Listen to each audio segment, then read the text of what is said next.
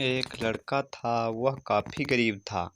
उसके पास ना तो कुछ खाने को था और न ही रहने को घर था।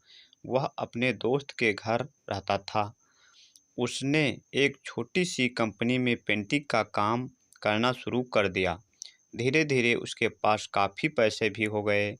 बाद में वह काफ़ी धनी भी हो गया, लेकिन अभी भी उसके अंदर कुछ कमी का एहसास होता था। जब वह छोटा था तभी उसके माता-पिता इस दुनिया से चले गए थे। उसने कभी प्रेम को नहीं जाना था। एक दिन जब वह अपने किसी काम से बाहर गया था, तो उसे एक लड़की दिखी, जो कि काफ़ी अच्छी और खूबसूरत थी। उसको देखते ही इस लड़की को उस लड़के से प्रेम हो गया। वह काफ़ी देर तक उस लड़के को देखती रही। कुछ देर बाद वह लड़की वहाँ से चली गई। कुछ दिनों तक यह लड़का उस लड़की को खोजता रहा, लेकिन वह लड़की ना मिली। लेकिन नियत से उस लड़की से इस लड़की को मिला दिया। वह लड़की इस लड़के के घर काम की तलाश में आई थी। लड़के ने लड़की को तुरंत घर के काम के लिए रख लिया। जब वह लड़की इस लड़के से मिलने आई थी, तो उस समय इस लड़के ने कुछ शब्द भी साफ से नहीं बोल पा रहा था, जिससे लड़की को लगा कि यह लड़का गूंगा है। लड़का भी जान गया था कि यह लड़की हमें गूंगा समझती है। इसके साथ ही साथ यह लड़की समझ गई थी कि यहाँ लड़का इस घर का नौकर है, न कि मालिक है। अब जब भी यह लड़का उस लड़की के पास जाता तो गूंगा बन जाता है। धीरे धीरे वह लड़की इस लड़के पर काफ़ी रहम खाने लगती है। अब उसे इस लड़के के लाचारी पर प्यार होने लगा, लेकिन फिर वह लड़की एक बात से डर कर पीछे हट जाती थी। इस लड़की के भी माता पिता बचपन में ही मर चुके थे। इस लड़की को इसके चाचा ने पाला था और वह चाहता था कि वह जब तक जिंदा रहे यह लड़की उसके खाने और पीने का पैसा दे। लड़की का प्रेम हद से भी बाहर जाने लगा। लड़के के एक खांसी पर भी वह लड़की दौड़े उस लड़के के पास पहुंच जाती थी। अब लड़का भी समझ गया कि इस लड़की को मुझसे प्रेम हो गया है। लड़का भी बहुत ज़्यादा उस लड़की से प्रेम करता था। उसने पहले लड़की के बारे में सब कुछ पता किया। जब उसे सब पता चल गया तो वह बहुत रोने लगा, क्योंकि उसने गूंगे होने का झूठ बोला था। अब वह दिनों रात रोने लगा।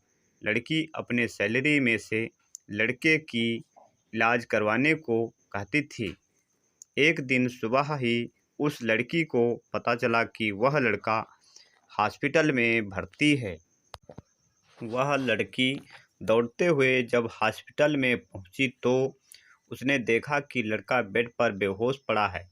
उसके आसपास काफ़ी मशीन लगी हुई थी। जब लड़की डॉक्टर के पास पहुंची तो वहां पर डॉक्टर ने उसे बताया कि लड़का अब बोल नहीं सकता है। उसने अपनी जीभ को कटाने की कोशिश की है। इसके साथ ही उस डॉक्टर ने उस लड़की को एक पत्र दिया। उस पत्र में लिखा था, मैं एक काफ़ी धनी लड़का हूँ। जिस घर में तुम काम करती हो उस घर की मालिक मैं ही हूँ। लेकिन इसके साथ ही मैंने तुमसे एक बहुत बड़ा उस पत्र में लिखा था, मैं एक काफ़ी धनी लड़का हूँ। जिस घर में तुम काम करती हो उस घर की मालिक मैं ही हूँ।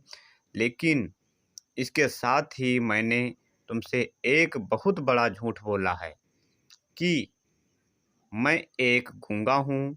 बोला है कि मैं एक गूंगा हूँ। अब इस झूठ का प्रायश्चित करने के लिए मैं ऐसा काम करने जा रहा हूँ। इसके साथ ही तुम मेरे घर से मेरे मैनेजर से पैसों को लेकर अपने चाचा को दे देना। और एक नई ज़िंदगी की शुरुआत करना। अगर हो सके तो मुझे माफ़ कर देना, तुम्हारा दोषी। इस पत्र को पढ़ने के बाद उस लड़की के आँख से आंसू से भर गए। वह दौड़ते हुए मंदिर में गई।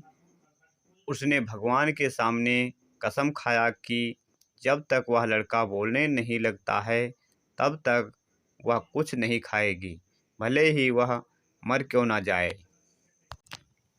इधर डॉक्टर भी उस लड़के की इलाज कर रहे थे। ईश्वर ने दोनों के मन की बात काबूल कर लिए और अब लड़का बोलने लगा, लेकिन वह अपनी याददाश्त को खो गया। अब उसे कुछ भी नहीं याद था। अब इसके बाद लड़की ने उसके याददाश्त के लिए काफ़ी कुछ किया, लेकिन याददाश्त ना आ सका। अगर प्रेम की नींव को झूठ पर रखा जाए तो वह गिर ही जाता है। आशा करता हूँ कि यह स्टोरी आपको कैसी लगी हमें कमेंट बॉक्स में ज़रूर बताएं और इसी प्रकार की स्टोरी पाने के लिए हमारे चैनल को सब्सक्राइब करें, नोटिफिकेशन बेल को दबाना ना भूलें। स्टोरी पढ़ने के लिए आपको धन्यवाद।